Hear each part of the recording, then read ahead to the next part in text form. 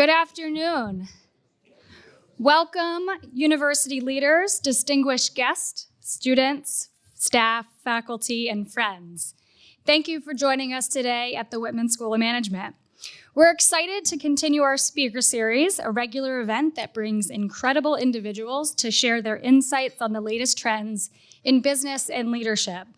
My name is Lindsay Quilty, and I'm the Assistant Dean of the undergraduate program here in the Whitman School. Before we get started, I acknowledge with respect the Onondaga Nation, firekeepers of the Haudenosaunee, the indigenous people on whose ancestral land Syracuse University now stands.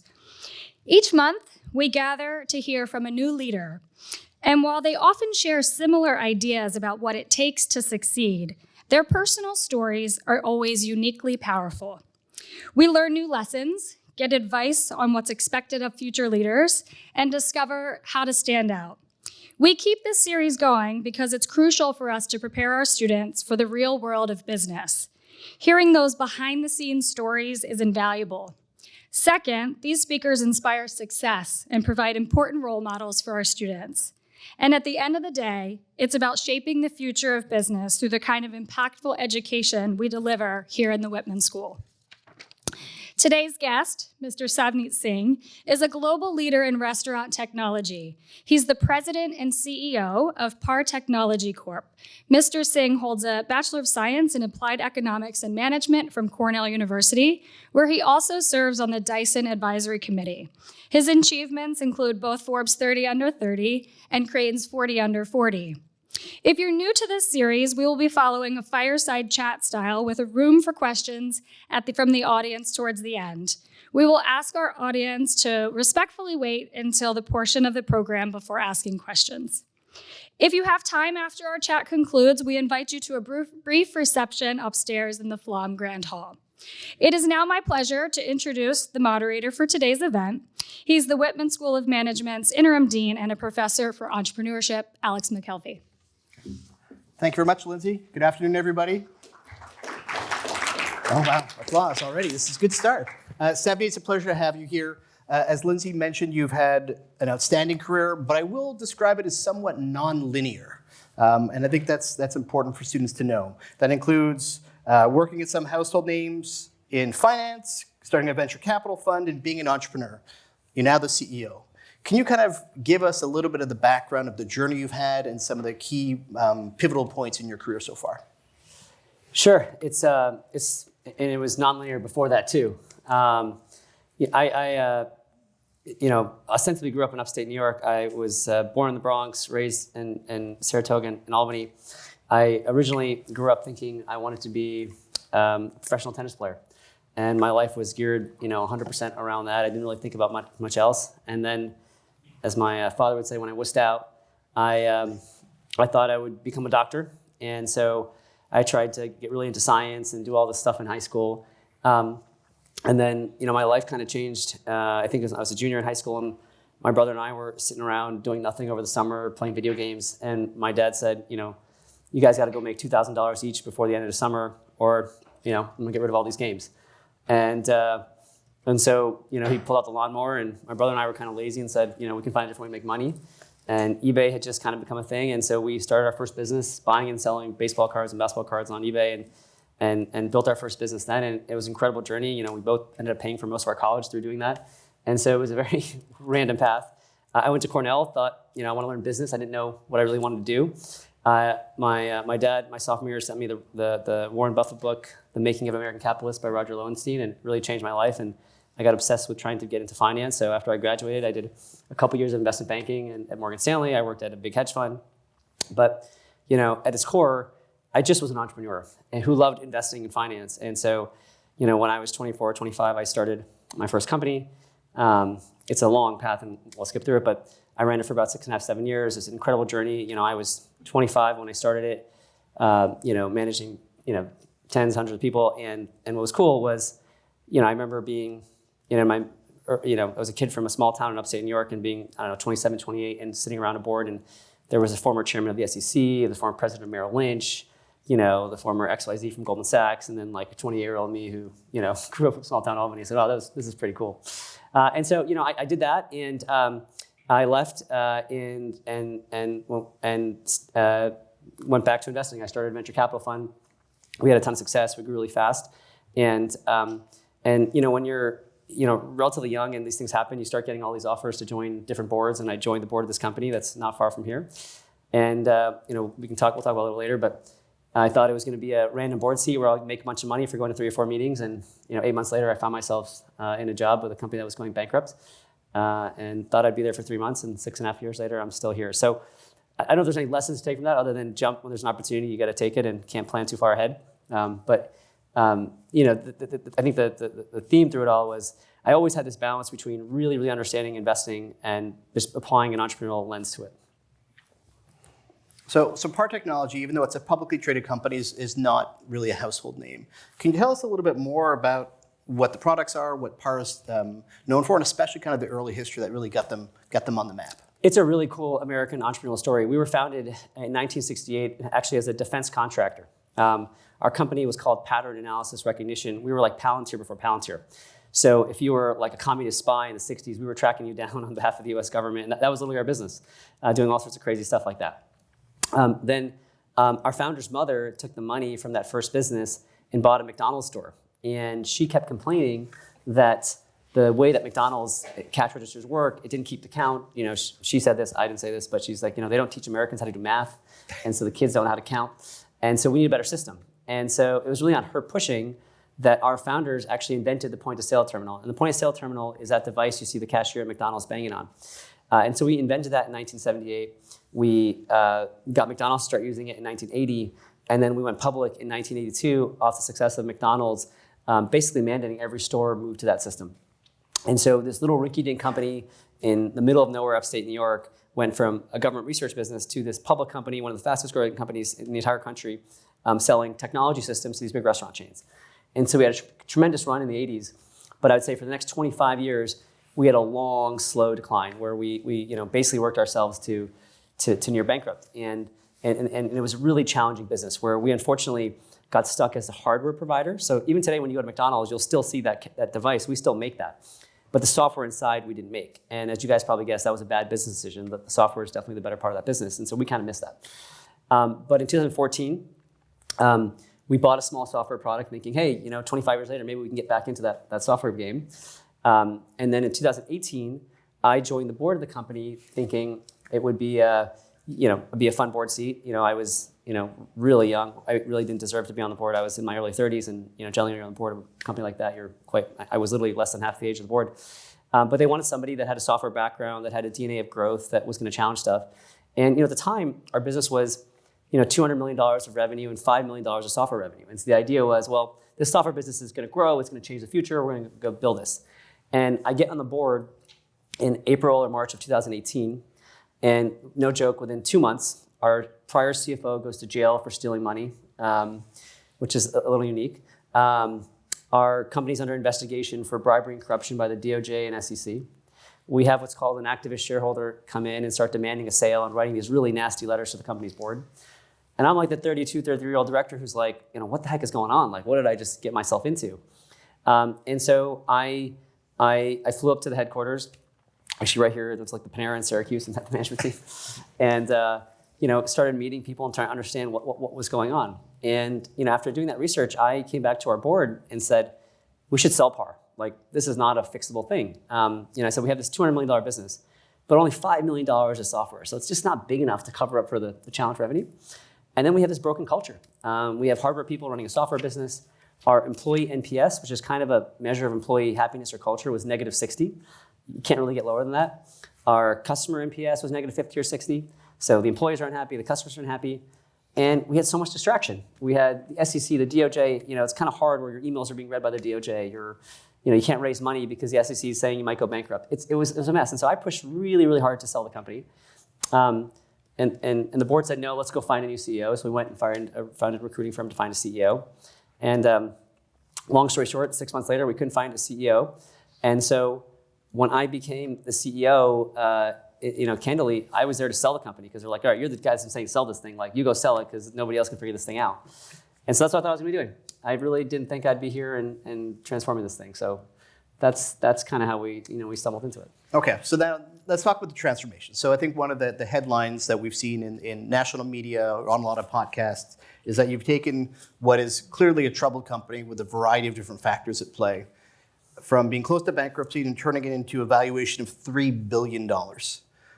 So basically a 10x turnaround.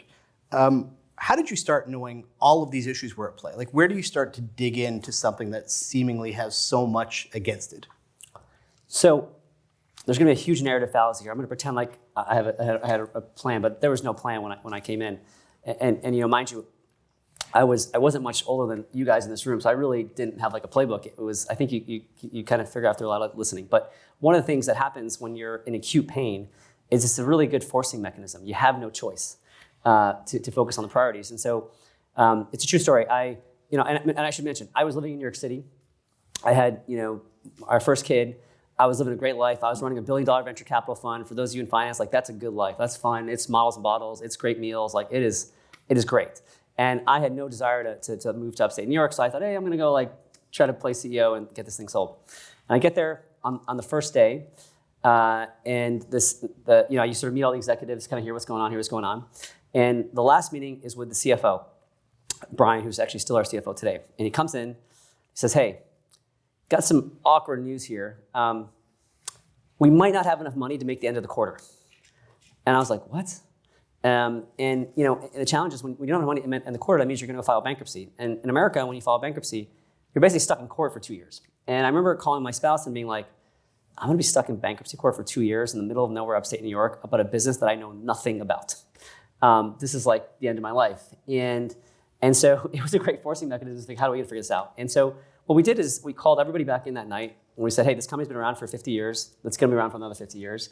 Let's figure out what we need to do. And so we really, really quickly made a super simple plan, which is goal number one is don't go BK. And so we created a really tough restructuring plan where we had to lay off 25% of the workforce, which is really painful in a small town where you employ a lot of the town. We decided to say we're going to focus all of our efforts on our software business, and then completely redo the culture. And those are the 3 pillars. And then we said everything else we're just not going to pay attention to. So if you got a great hardware idea, I don't want to hear it. If you got a great financial planning idea, I don't care. Those are the 3 things we're going to focus on. And then, I think as you kind of get doing that momentum, a lot of a job of a leader is just to listen a lot and get feedback, create avenues in organizational design that creates that feedback back to you. And then you got to have the guts to make a decision one way or the other. But a lot of it was just listening. But to be honest, early on, it was there was no choice. So, it wasn't that hard to figure out what to focus on.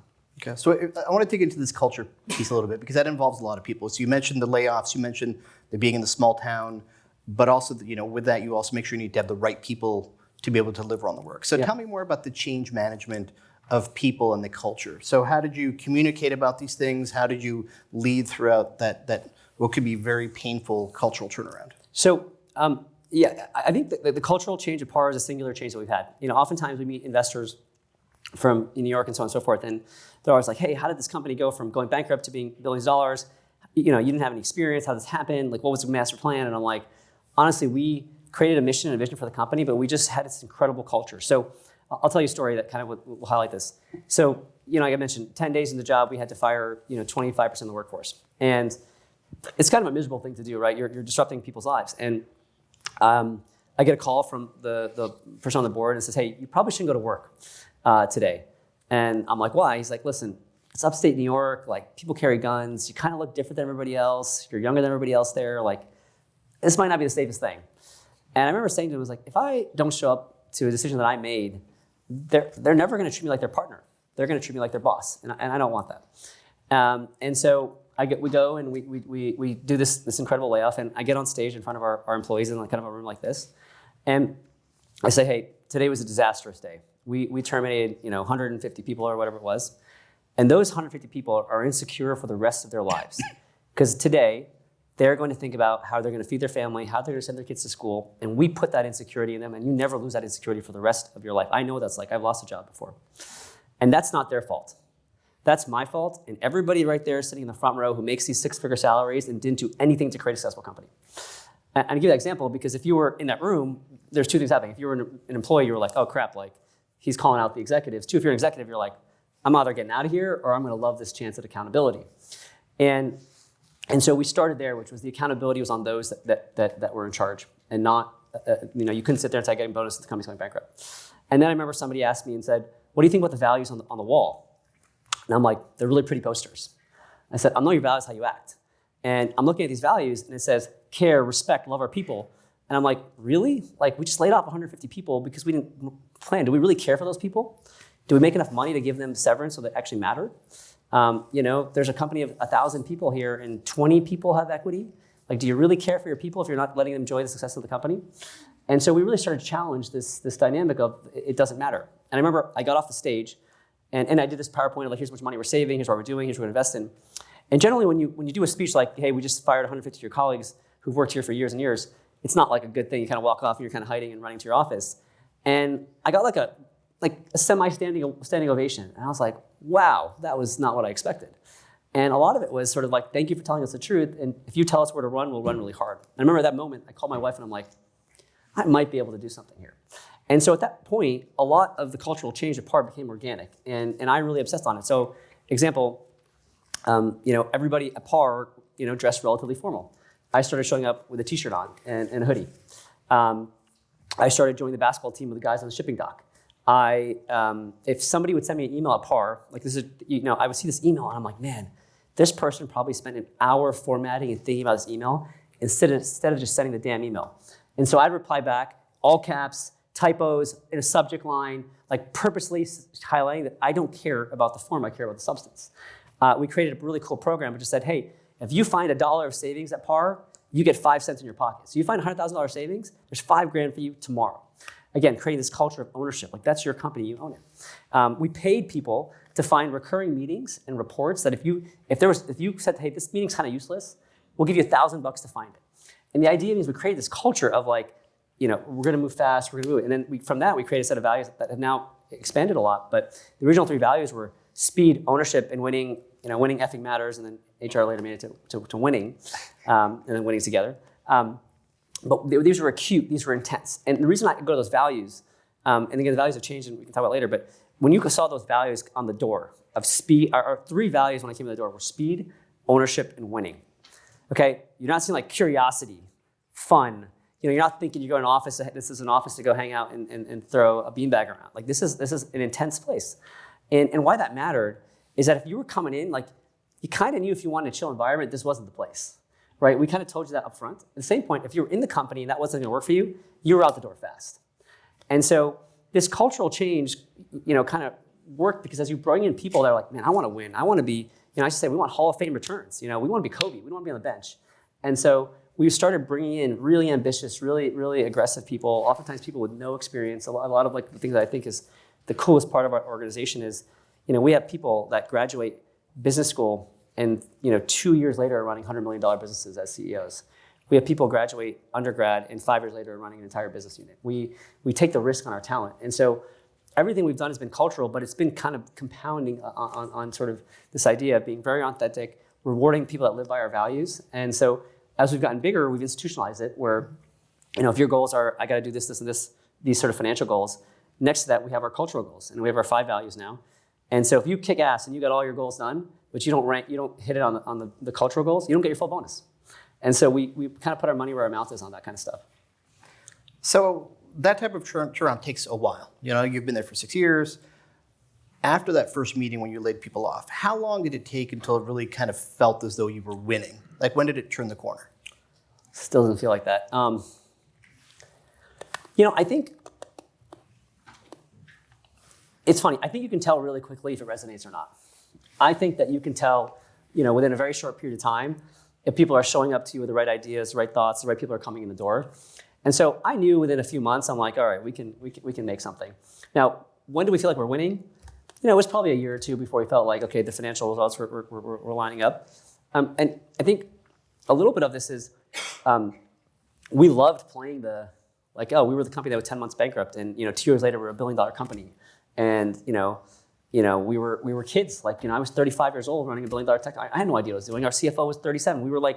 We kind of enjoyed this sort of rebel type of mentality. And so I knew pretty quickly that we were going to make it. I didn't know where we were going to go, but I knew pretty quickly we were going to make it. Because you could just sort of tell that we started laying down the law. And listen, it's tough because you have people who are like, hey, I know you've been here for 30 years, but like, these values are different than they were 30 years ago. And are you ready to commit to that? And so we were really, really focused on bringing the right people in the door, kicking the people out that wouldn't fit. And then when they're here, making sure you never leave.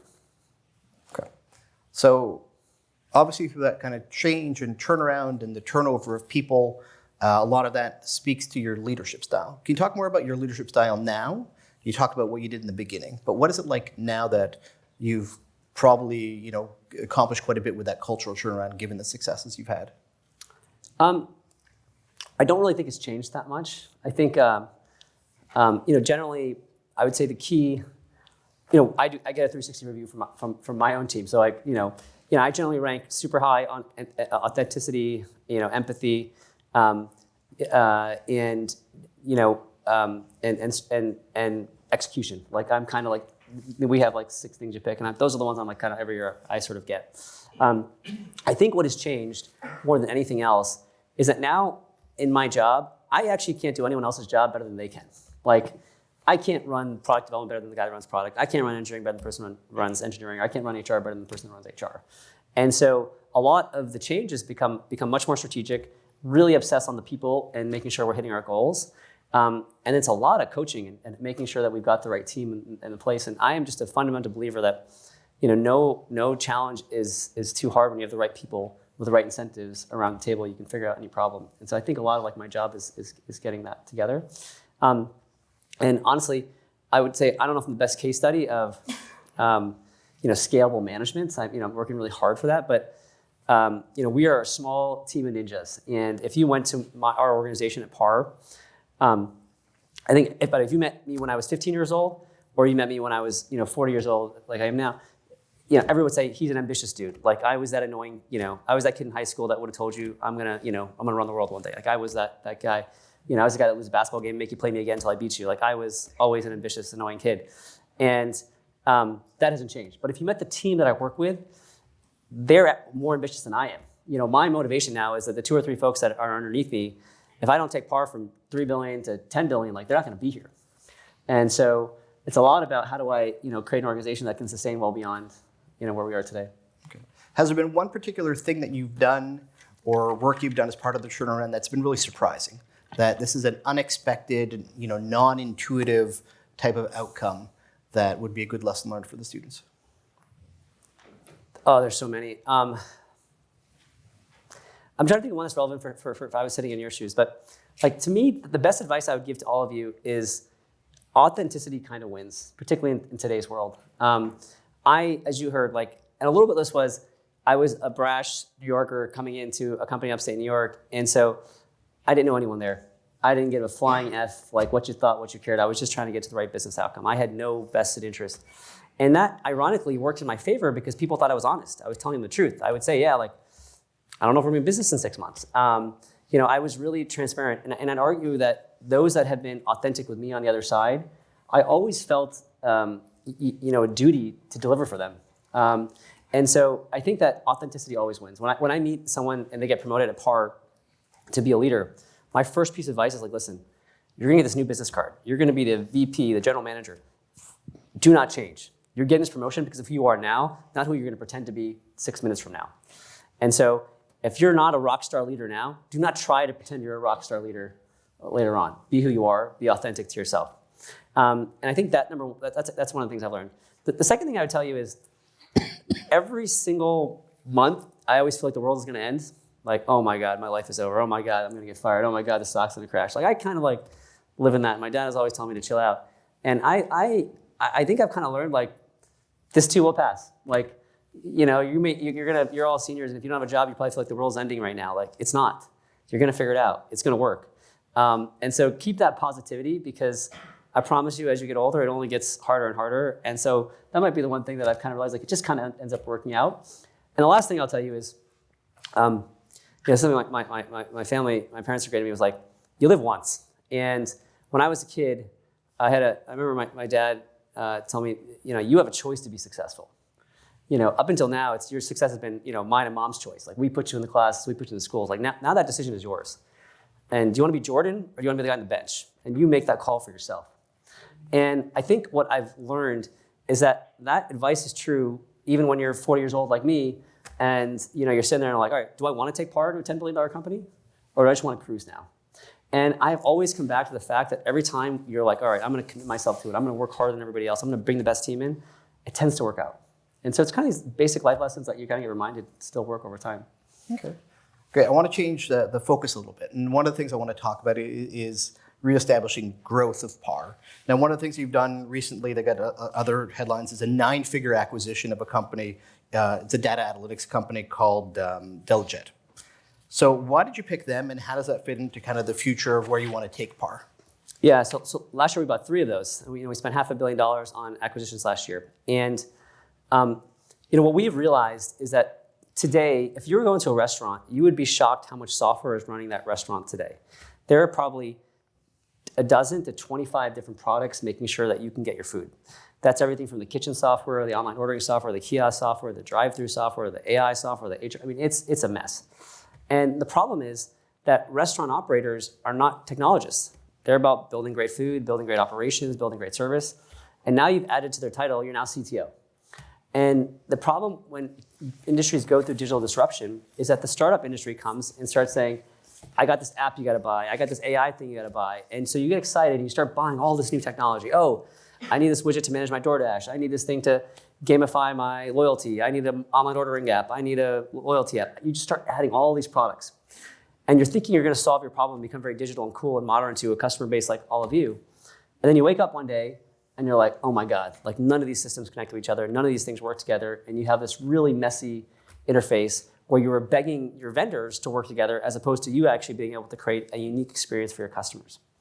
And so what our vision at PAR has been is to acquire or build the best products in that industry, connect them together so you have a more unified experience. So as an example, when you order on that online ordering system, that should be the same company as your loyalty company. Because you know what? They're the same digital thing. One's an app, one's an online product. It should be the same company that's running the food in the store. And so Delegate was a product that we acquired because it was solving a very key need for our customers, which was restaurants have a very hard time at times with DoorDash and Uber Eats. When you order that food, you'd be surprised how many times somebody says, I'm not going to pay for this. The food was cold, or the order didn't arrive on time, or I got the wrong amount. And what that software does is it actually creates a formal auditing process back to DoorDash and Uber Eats to say, hey, that food was cold because your driver showed up 20 minutes late. So you pay that customer back. And we sort of said, gosh, that's an amazing tool. Our customers need that. But does it really make sense for that to be not part of PAR? And so you now need to go create a relationship with a new vendor, integrate that product into all of PAR's products, but it's not single sign-on. The data is different as opposed to like, oh, here's a widget, turn it on for PAR. And so that's a lot of what our thesis is. How do we consolidate this technology to be a more integrated platform so you as a restaurant operator can focus on your guests and not focus on making your technology work? Great. So, one of the things that's part of that also is the data analytics. Can you talk a little bit about how PAR uses business analytics in a lot of the decision making that you do? Yeah, I think there's data analytics in our company and there's analytics at our customers, and they're very different. Within the restaurant industry, it lives and dies by data. So we have the largest loyalty program in the world for restaurants. So if you've got the Taco Bell app, the KFC app, the Wendy's app, that's us, right? So we have 2/3 of Americans have our apps in their pocket or our loyalty programs in their pocket.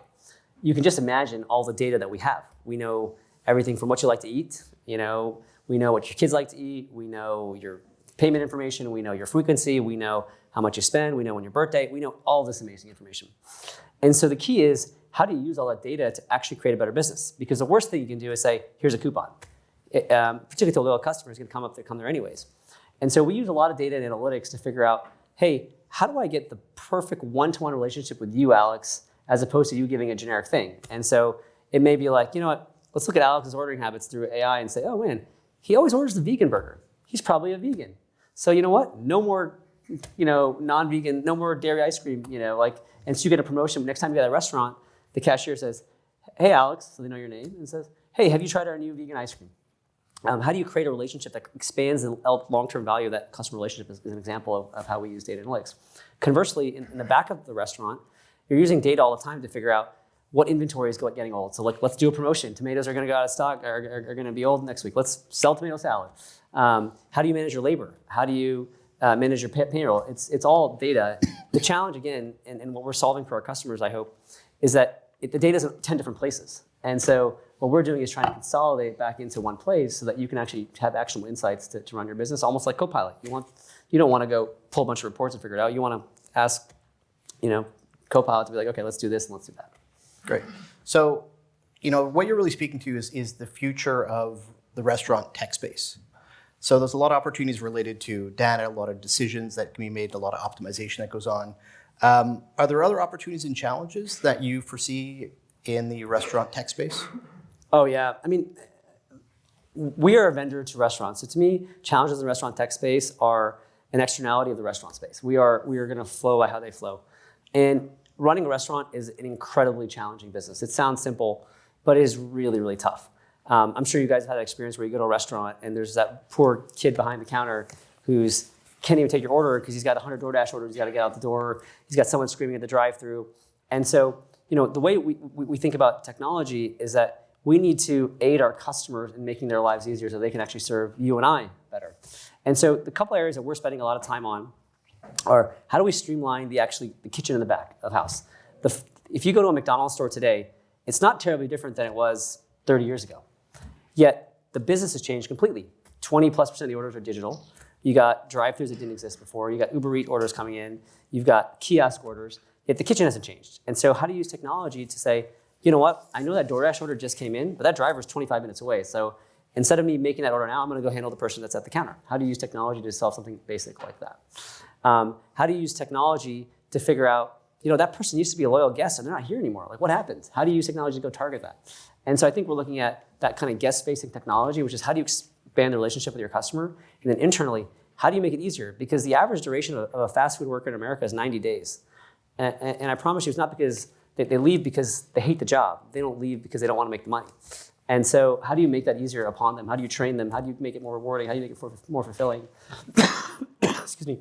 Those are all the things that we're trying to see if technology can help. Okay. So you mentioned AI before. Certainly that's front and center in a lot of people's minds, certainly. Well, can you talk about how AI impacts your work and in particular, how you're pushing that along to your customers as well? So I think 99.9% of businesses that say AI is actually impacting their work are lying. To me, AI is still in the novelty phase, and we're figuring out utility. We're figuring out how do we actually apply it to our day-to-day lives to create real value. And it is going to happen. It's so obvious and clear, but we're still stumbling to that. So at PAR, the way we look at AI is in two really simplistic buckets. One is, what is the AI tooling we can use internally, so not something we're selling to a customer, that makes our operations more efficient? So that could be an AI chatbot talking to our customers. That could be a voice ordering happening through AI answering. That could be automating our billing, our collections process. It's the tooling that candidly, I think, is not a moat you can build around because everyone is going to have that technology. Everyone's going to go buy the next Salesforce, the next whatever. But there's a race to get that done now, and so we're there. The second part of AI is how do you create new products that your customers can actually feel that you actually did something different, and that's where we're way more excited. Which is how do I actually create that one-to-one relationship with you today, where I couldn't do that before? Because if you're a big QSR chain, you may have 5 million loyal customers. How do I actually create one-to-one relationships with the compute limitations you've had for the last 20 years? Like, that's kind of hard. With AI, guess what? Now I can actually have that cashier get a prompt that says, hey, Alex, welcome back. And so, we're thinking about what are the tools we can build on top to do that. And again, the simplistic ones for us are going to be really cool. It's going to be like, hey, that's Alex up there. He's a vegan on the cash register. But it's really going to be more about the kitchen. How do I tell the kitchen that this employee, for whatever the reason is not doing a great job? How do I, because you know what, during these hours when this person's running the kitchen, our survey scores are going way down. That never happened before. That was like the manager's judge. So how do we do that? And I think that's kind of how we're thinking about it. But if I'm sitting in your shoes, I wouldn't spend a ton of time thinking about the practicality of AI in the industries that you guys are interested in. I would think about it from a more macro perspective. And the way I've kind of thought about it in my head is, for the last 30 years, humans have programmed technology. We have told technology what to do. But for the next 30 years, technology is now programming humans. And I think that's like a shift that we haven't really appreciated yet. But imagine how much of your life has been dictated by the news feed that you see, whether it's on the Wall Street Journal or on whatever your social is. Like you're being programmed by technology in a way that right now has been social, but now that will be in your work. And the algorithm that you choose to influence you is going to change. And now like we're living in this world where like humans are actually going to be more influenced by technology than the other way around. Like we're being programmed now by the technology that we have created. And I think, start getting, the key thing you can do if you're going to do something in AI as someone younger is have an opinion. Like, one of the things I hate is like there's this thing in the corporate world is like, make somebody the AI czar of your company and you're going to solve all your AI problems. And now I've interviewed like, I don't know, dozens of these AI czars. And they're all like, oh, I got a PhD from some amazing school. I went to Syracuse, I got a PhD, and I know everything about AI. And you ask them for like, and say, give me an opinion. And it's like, AI is going to change the world. I'm like, that's not an opinion, that's fact. Give me an opinion that is non-consensus. And nobody can tell you a damn thing. And so to me, if I'm in your shoes, like the way to stand out is to be like, I think AI is going to do this thing, and here's how. And I think it can take you so far because no one is willing to do that. Everyone just wants to say the same generic thing, which is it's really important, it's going to be expensive, blah, blah, blah. Have an opinion on it, and I think it'll take you far. All right. What's your opinion on it? So I'll give you one social that I think a lot about and one business-wise. I think one of the things that's never been talked about AI, so maybe it's a hot take, but I think it's a good social take, is that for the last 10, 15 years, there's been incredible wealth generation for those that could enter the technology economy. Look at the 20, 30 biggest companies in the world. More than half of them are tech companies from Silicon Valley or big cities in the United States. To get in those companies, you had to go to an amazing school. You had to go to Stanford, MIT, whatever, get a degree, which costs your parents hundreds of thousands of dollars.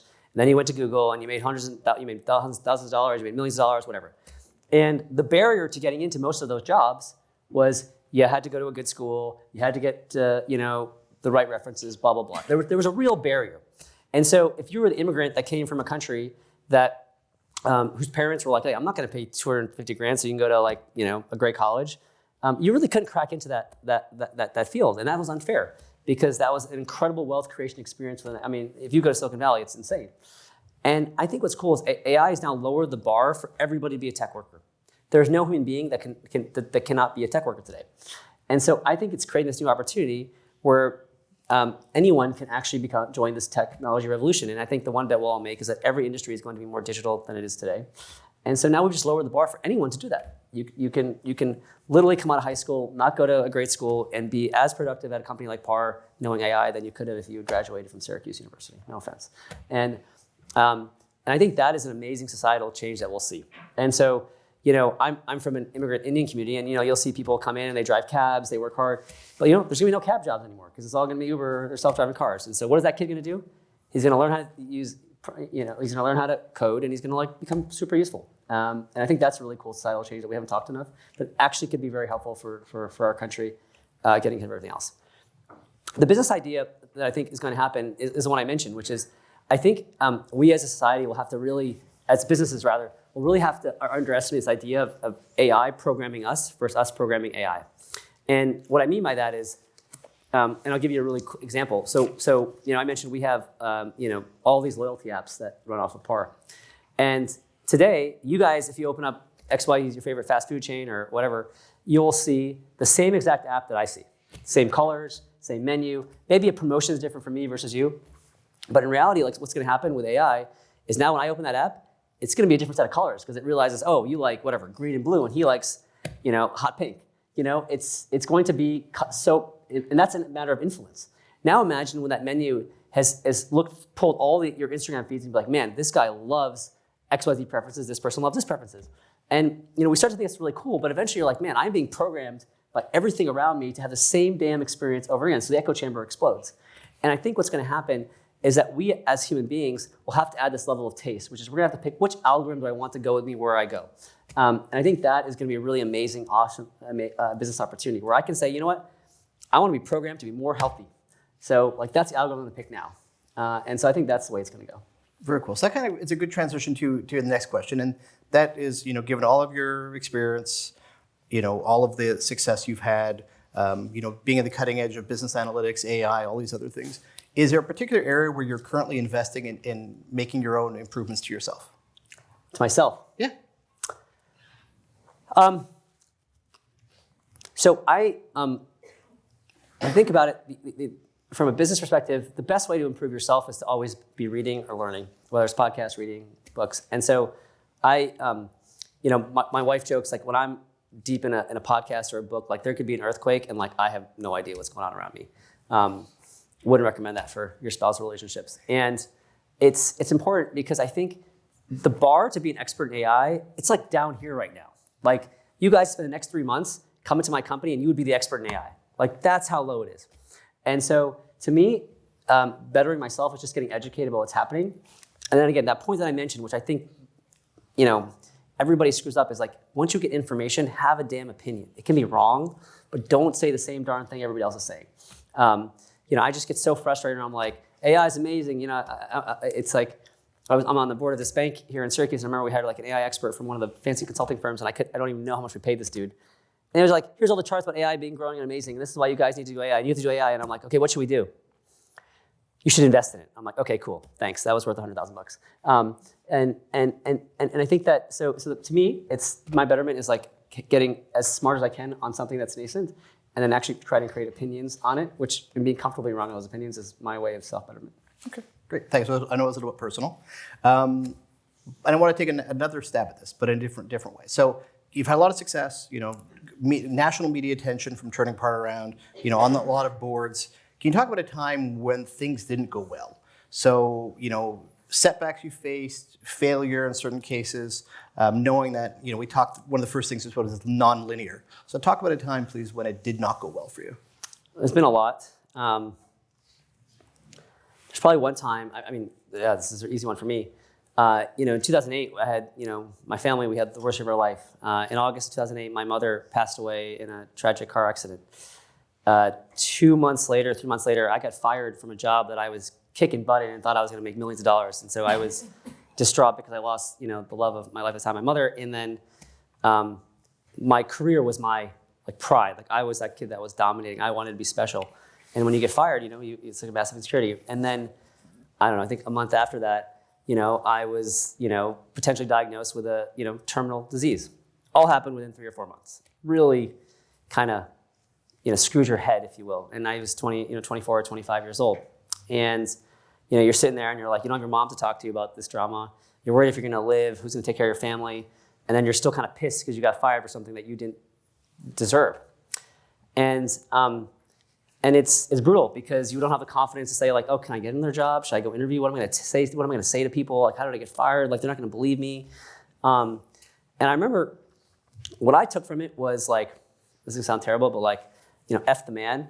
And I am never going to put myself in a situation where I need to depend on another human being to take care of myself or my family. And so for me, it built a bit of self-reliance off the back of my dad and my family of like, I'm going to always make sure I'm the person that's dependent on and nobody else. And I will never be the victim of somebody else's decisions for my own success. Thank you for sharing that.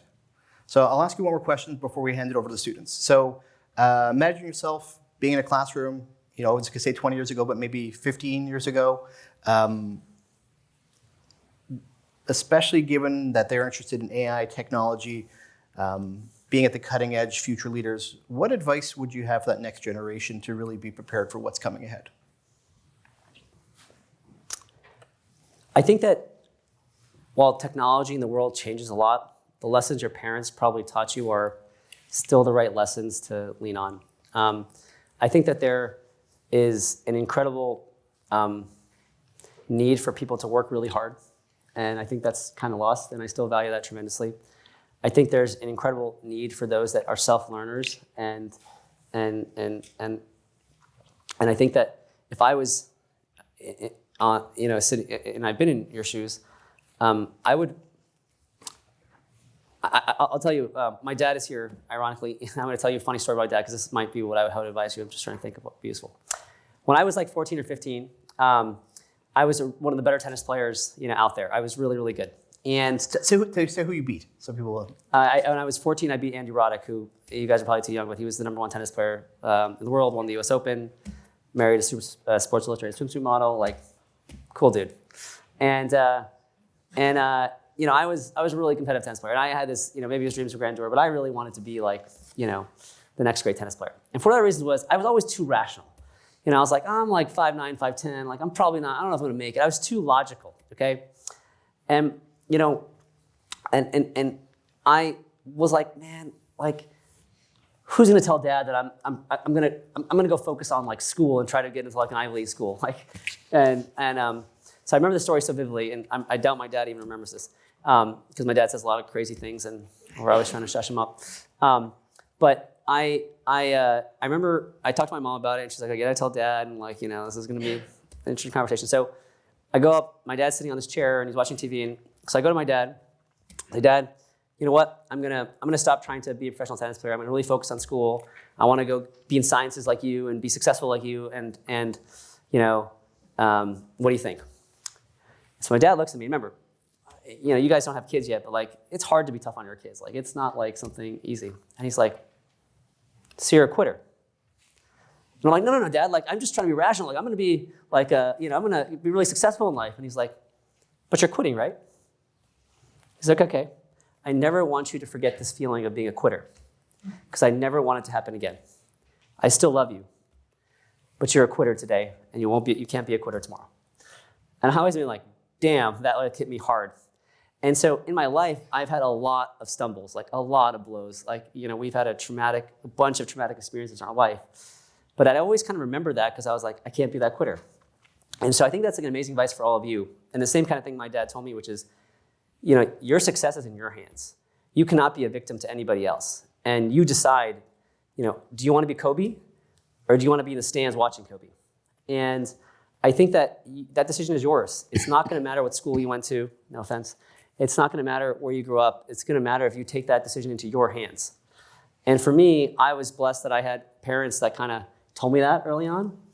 But sometimes you got to get punched in the face to figure that out. So my advice to you would be take the advice of your parents.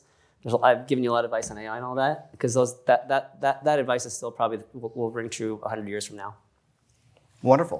All right, students, now it's your turn. So we have a couple mics that'll be passed around. So if you have a question for Savneet, put your hand up, and then introduce yourself before you ask a question, please. Here you go, right up here.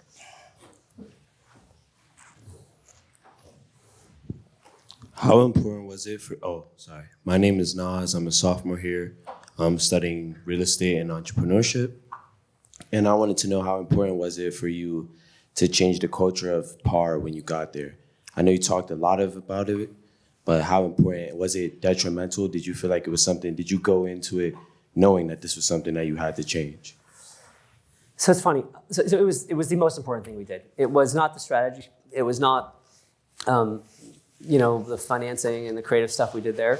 And we did some really cool things. It was the culture that changed the company. We had no business being around. We were a 50-year-old manufacturing company that had been mismanaged for a long time. We're not even in Syracuse. We're in Utica, New York. Like, there's not a tech company there. It's not the easiest place to find technology talent. We had, worked our way to a situation we were running out of money. If you came at it from the outside, like you had a business school case study, you'd be like, yep, that thing's going bust. And when I look back at why it worked, it was the culture. Now, did I know that going in? Not really, because you kind of get in there and you just start doing what you know how to do.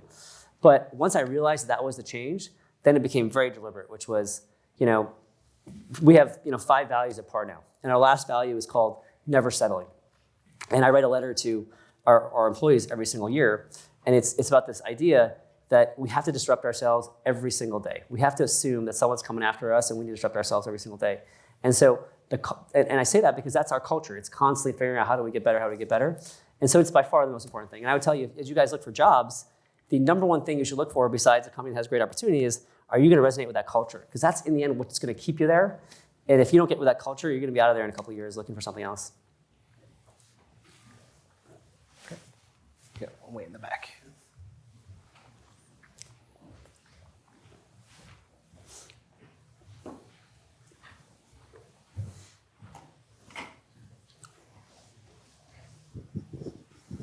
My name's Jake. I'm a sophomore. I'm a finance and real estate major. You talked about how AI can be super helpful in like many sorts of different industries, but I was just wondering whether you think that it could possibly be harmful for certain ones and more of like in the social aspect, if it can necessarily be detrimental to certain parts. Of course. I mean, I think my point on like AI programming us versus us programming AI is, has as much downside as upside. We think about the negative externalities of social media, like that times 10 in AI, because right now, that echo chamber is limited to your social time. Imagine at work. Imagine on the loyalty app by example. We're going to train ourselves to think and operate in one singular manner as opposed to a collective, which has always been the beauty of our society. So I think those risks are there. But I'm of the mind that like I said, this too will pass. Like we'll figure it out. Like I just think you have to believe that human beings will figure it out over time, and we'll make really stupid mistakes. I always just say this is, if you were born, if you were alive when the nuclear bombs were dropped in Japan, and you were like a 20-year-old, you were probably like, yep, the world is fucked. Like there's gonna be bombs everywhere. Everyone's gonna die. Like you probably like assume that because you just saw 2 bombs drop. And then if you woke up 80 years later, like, wow, there was never another bomb dropped. Like that's amazing. And I think human beings self-correct really well. And so I think there will be a lot of bad stuff that happens. Like quantum computing is going to happen, and all of your passwords are going to be stolen.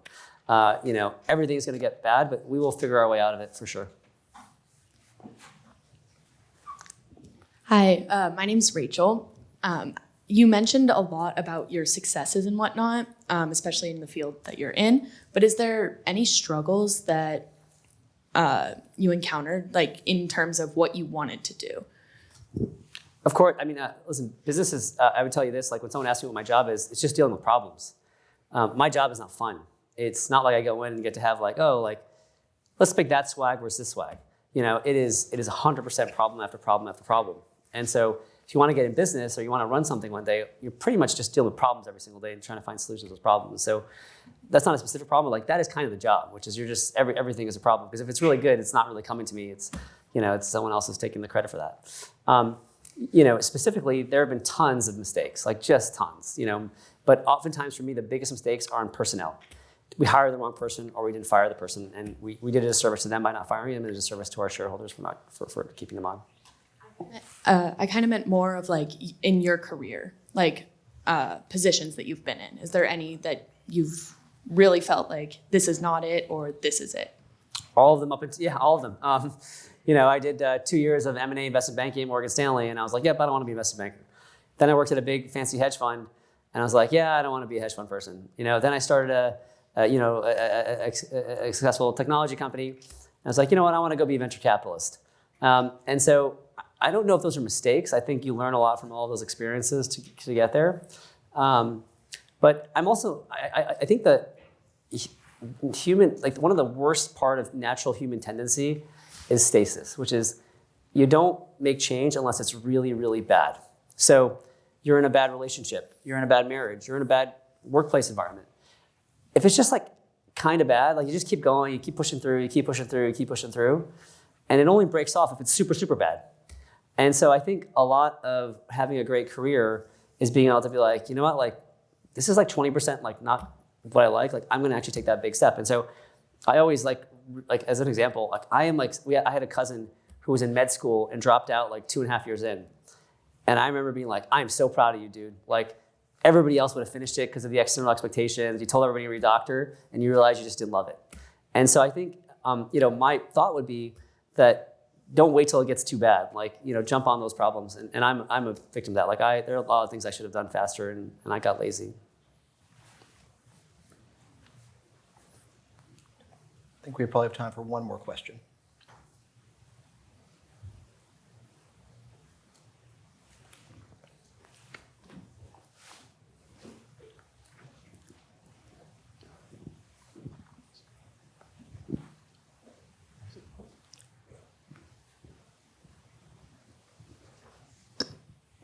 Hi, I'm Chelsea. I'm a double major in business management and marketing. And I was just wondering, you mentioned earlier how where you study isn't necessarily as important anymore. So in your opinion, how important is it to have connections coming into the business world? I think having connections coming in isn't as important. I think having connections when you're in it matter a lot. I think it's really important to. And it's funny, I was a pretty antisocial kid because I was just so self-determined. My parents never looked at my report card. That was the kind of kid that I was. I was just determined, but I realized as I got older, you kind of got to be out there so people to create circumstance for your to be successful. And so I don't think you need connections necessarily on the way in. It can help, but when you're in it, you should take advantage of the perch that you have. And by the way, one of the amazing beauties you guys have is because you literally know almost nothing about the way the world works in business world. You can ask a million people for advice and dumb questions. Generally, they're gonna be like, yeah, I'll help you out. You don't know anything. You can ask a lot of dumb questions. And so when I was an investment banker, my first job was investment banking, I remember shooting emails to like literally the biggest hedge fund managers in the world, and they would respond back to me. I remember shooting emails to like famous politicians, and they'd be like, hey, sure, I'll give you 5 minutes. And so I would take advantage of that. Like youth is an amazing time because you can literally change your career 5 times and no one's gonna care. And so you can build those connections once you're in that world, but you've gotta be comfortable, going on a limb. Great. So one final question, and then it is, given you've had this non-linear trajectory, what's next? I have no idea. I'm really enjoying what I'm building up at Par. I think that life is really short, and you live once, and so I'm really careful about getting too comfortable, and that makes me uncomfortable. And so what I can kind of promise to myself is, wherever Par is today, it's going to be in a dramatically different place 12 months from now and 5 years from now, because what the heck is the point of just being average? And so I feel that's the only thing I know is going to change a lot. I don't know which way it's going to change, but I know it will be very different than where we are today. Great. Well, congratulations on your success. Congratulations on winning all you're doing. And please, audience, please join me in thanking Savneet for his time and insight. Thank you for having me.